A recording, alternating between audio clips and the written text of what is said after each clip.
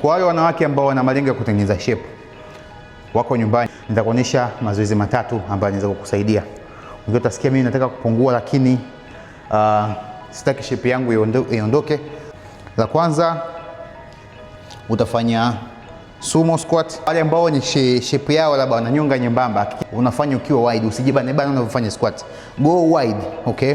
Hakisha kifua chako kiko mbele, unapeleka kiuno nyuma like this and then up. Let it burn. Na usikunje hivi mikono yako, no.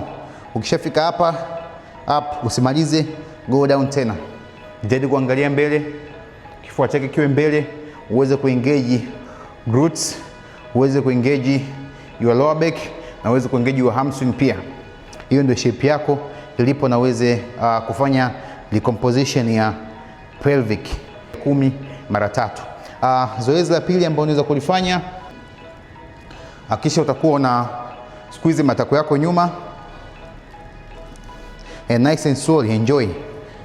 So anza na uzito mdogo, kadri na siku unavyozidi kwenda kuyazoea utakuwa unaongeza uzito. So 10 utarudia mara 3. Zoezi la tatu ambalo unaweza kulifanya ukiwa nyumbani, basi side leg raises.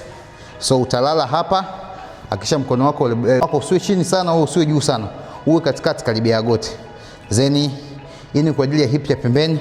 So utakuwa unanyanyua kutengeneza shape. Kuna watu 10 mpaka 15 mara 3.